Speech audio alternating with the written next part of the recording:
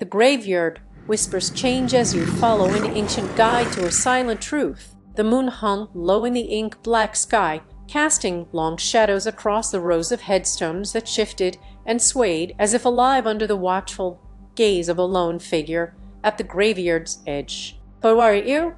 I whispered to the shadowy form standing beneath the twisted oak tree. The spectre turned with a glacial slowness, revealing hollow eyes set in an ancient face. "I'm the guide," it rasped, its voice like rusted iron scraping against stone. "I only appear at Crossroads." The graveyard felt colder as I stepped closer to the figure, the stones beneath my feet whispering secrets that made me shiver. The names on them kept changing. William became Alice, then morphed into something unpronounceable. "This way," the guide hissed, pointing down a narrow path lined with gnarled bushes and vines, thick enough to hide unseen threats. Following its guidance, we reached a small clearing where 5 paths diverged. The air was heavy here, pulsating with an otherworldly energy that made my skin tingle. "What do I need?"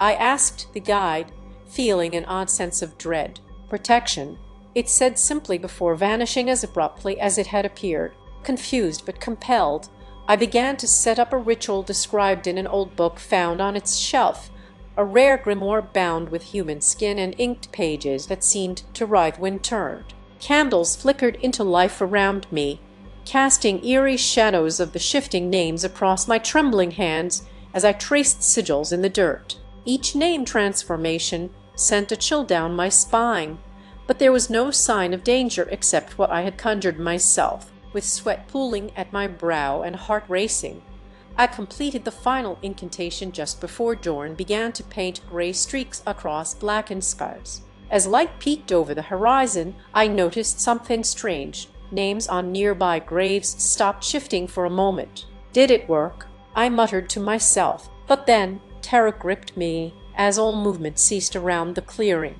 Not only did the stones go still, but even my own breath seemed frozen in time's grip. The silence was absolute, oppressive. I stumbled back toward the twisted oak tree, feeling its bark rough against palms slick with sweat and cold fear. There by the gnarled roots lay a hand-drawn map, a crude symbol scratched out beside it, and under that sat a single word, Crossroads. A chill ran down my spine as I realized what this meant. The guide had been right, net wrong, protecting me from something far more insidious than anything lurking in the night. As dawn broke fully over the graveyard, revealing no threat, but only peace and shifting stones returning to their usual cycle of transformation, I turned to leave, knowing with sudden clarity that disrupting those changes might have sealed my fate forever. Like this, if you believe in fate.